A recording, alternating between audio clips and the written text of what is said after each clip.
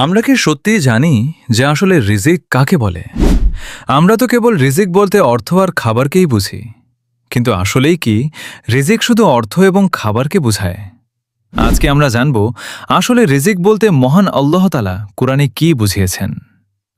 রিজিক সম্পর্কে মহান আল্লাহ তাআলা সূরা আত-তালাকের ৩ নম্বর আয়াতে বলেছেন, এবং আল্লাহ তাআলা তাকে তার ধারণার বাইরে উৎস হতে দান করবেন রিজিক। আর যে ব্যক্তি আল্লাহর উপর তাওয়াক্কুল করে তার জন্য আল্লাহই যথেষ্ট।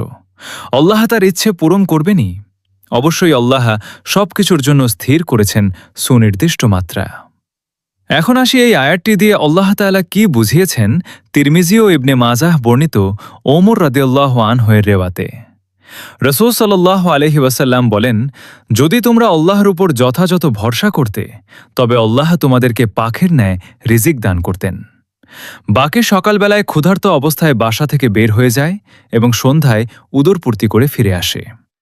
অর্থাৎ এই ভিডিও থেকে আমরা এটাই শিখতে পারলাম যে মহান আল্লাহ তাআলা একটি ছোট্ট পাখিরও নিজে নির্ধারণ করে দেন। তাহলে কেন আল্লাহ তাআলার তোমার রিজিক বৃদ্ধি করবেন না, অথবা তোমার রিজিক নির্ধারণ করবেন না? আর যদি তোমার রিজিকের দায়িত্ব পরম করুণাময় সর্বশ্রেষ্ঠ মহান আল্লাহ তাআলাই নিয়ে থাকেন, তাহলে তুমি কেন রিজিকের চিন্তা করছো? তাই আমরা সবাই আজকের পর থেকে ইনশাআল্লাহ হালাল উপায়ে রিজিক অর্জনে করব এবং সদা সর্বদা মহান আল্লাহ তাআলার উপর তাওয়াক্কুল করব। ধন্যবাদ। আজকে এ পর্যন্তই।